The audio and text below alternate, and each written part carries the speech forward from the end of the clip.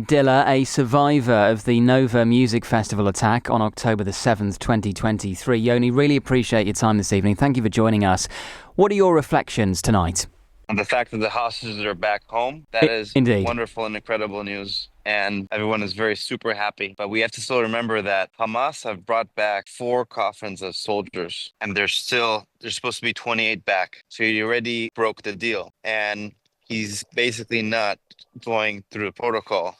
And you can just see how dishonest Hamas is by not giving back all our soldiers. And that's what we're dealing with. It's a mental game, and they're trying to play with us.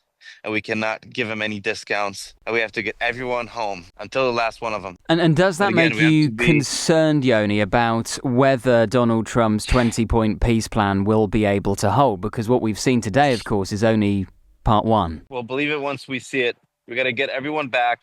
That's step number 1.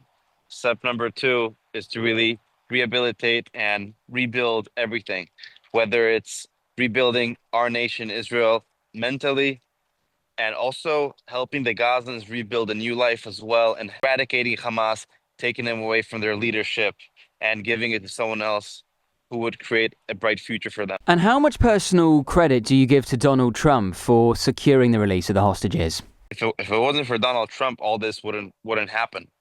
It's him that really helped doing all this in collaboration with the state of Israel. Now, I think the credit before going to Donald Trump, before going to the government, should go to the soldiers, our brave soldiers that fought this war and sacrificed their life and their freedom to get our hostages back.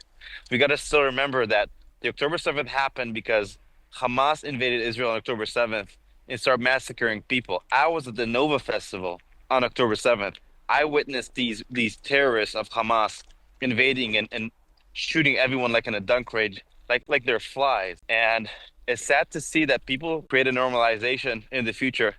And this is step number 1, bringing all the hostages back later on. We can talk about potential to normalization.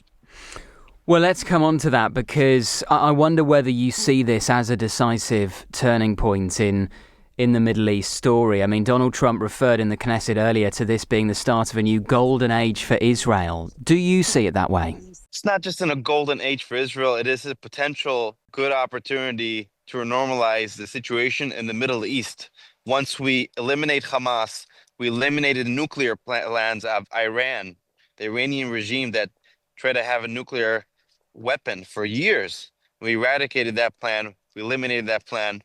And Hezbollah in the north and Lebanon.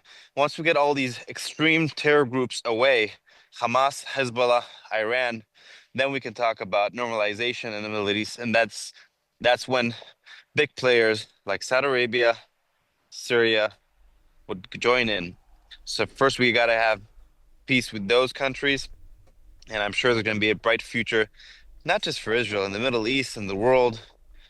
And I'm happy to live in these times. Yoni, really appreciate your time this evening. Thank you for joining us. Yoni Dilla there, a survivor of the Nova Music Festival attack on October 7th, 2023. There is more on today's events in the Middle East on the LBC app, which is free to download from the App Store. This is LBC News.